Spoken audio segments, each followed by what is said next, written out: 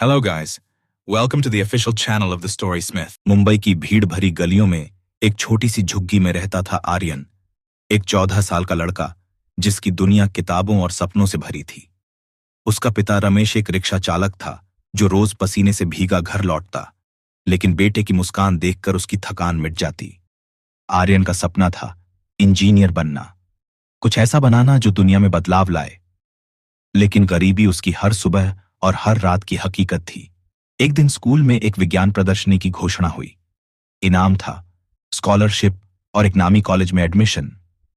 आर्यन की आंखों में चमक आ गई। ये उसका मौका था। लेकिन जब उसने पिता से पैसे की बात की तो रमेश चुप हो गया। बेटा, जरूरतें ज्यादा हैं, पैसे कम। आर्यन ने चुपचाप फॉर्म फाड़ दिया। अगले दिन उसके विज्ञान शिक्षक कुरैशी सर ने पूछा, क्यों छोड़ा प्रतियोगिता में हिस्सा लेना? आर्यन ने बस इतना कहा, पैसे की कमी है सर। सर मुस्कुराए और बोले, अगर हिम्मत है तो साधन अपने आप मिल जाएंगे, मैं तुम्हारी मदद करूंगा। बस फिर क्या था, आर्यन जुट गया। पुराने सामान, कबाड़, टूटी बैटरियां और मोटर से उसने एक सोलर रिक्शा मॉडल बनाना शुरू किया।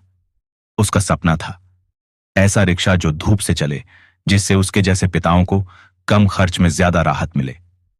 लोगों ने मजाक उड़ाया, कहा, तेरा रिक्शा उड़ने वाला है क्या? लेकिन आर्यन रुका नहीं। फिर आया वो दिन जब बारिश ने उसका सारा मॉडल बर्बाद कर दिया। आर्यन टूट गया, सब खत्म लगने लगा। उसी रात उसके पिता उसके पास बैठे और बोले, बेटा, मैं रोज रिक्शा लेकर निकलता हूं, चाहे थक जाऊं, चाहे बारिश हो या धूप, क्योंकि मैं जानता हूं मेरा बेटा एक दिन उड़ान भरेगा। उस एक बात ने आर्यन को फिर खड़ा कर दिया। उसने रात भर जागकर मॉडल को फिर से तैयार किया।